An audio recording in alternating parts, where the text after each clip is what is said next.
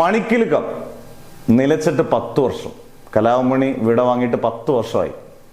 കലാഭവൻ മണി എന്ന് പറയുമ്പോൾ നമുക്ക് ഏറ്റവും പെട്ടെന്ന് എനിക്കൊന്നും മലയാള സിനിമയിൽ ഈ 10 വർഷം കഴിഞ്ഞ് ഒരുപാട് പേര്, ഒരുപാട് പ്രഗത്ഭരും സാധാരണപ്പെട്ടവരെല്ലാം വിട വാങ്ങിയിട്ടുണ്ടെങ്കിൽ ഏറ്റവും കൂടുതൽ നമുക്ക് ഭയങ്കര വിഷമം കലാഭവൻ മണിയുടെ കാര്യത്തിലാണ്. കാരണം ഒരു സാധാരണ നടൻ മാത്രമല്ല, അസാധാരണ നടനാണ്, ഭയങ്കര പാട്ടുകാരനാണ്, നാടൻ പാട്ട്, ബാക്കിയുള്ള എല്ലാ സാമൂഹിക വിഷയങ്ങളിലും ഒക്കെ ഉള്ള ഒരാൾ, എല്ലായിടത്തും ലൈവായിട്ട് കാണുന്ന ഒരാൾ, ഒരു ചിരിച്ച കലാഭവൻ മണി. ആ ഒരു ചിരി എന്ത് ഫേമസ് ആണ്, ആ ചിരി എല്ലാം കൊണ്ടും കലാഭവൻ മണി നിറഞ്ഞു നിൽക്കുമ്പോഴാണ് കലാഭവൻ മണിയുടെ മരണം. ഭയങ്കര ഷോക്കായിരുന്നു.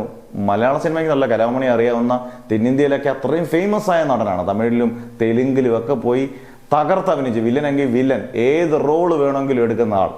അങ്ങനെ ഒരാൾ പെട്ടെന്ന് ഒരു സുപ്രഭാതത്തിൽ മരണം ഇതായി. 10 വർഷമായെന്ന് പറയുമ്പോൾ നമുക്കത് സഹിക്കാം. ഇപ്പോഴും കലാഭവൻ മണിയുടെ നാടൻ പാട്ടുകളും അല്ലെങ്കിൽ ഭക്തിഗാനങ്ങൾ ഉൾപ്പെടെ കേൾക്കുമ്പോൾ, ഇന്നൊക്കെ ഒരുപാട് പേര് സ്റ്റാറ്റസ് ഇട്ടേക്കുന്ന കാണുമ്പോൾ എന്തൊരു അസാധാരണ ഒരു കലാകാരൻ്റെ വിടവാങ്ങലാണ്.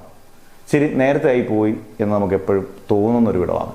എന്തായാലും മണിനാഥം ഒരിക്കലും നിലയ്ക്കത്തില്ല. അദ്ദേഹത്തിൻ്റെ പാട്ടുകളും അദ്ദേഹത്തിൻ്റെ നടന വിസ്മയങ്ങളും എല്ലാം നമ്മൾ കണ്ടുകൊണ്ട് ഓരോ ദിവസങ്ങളിങ്ങനെ മുന്നോട്ട് തന്നെ പോകും.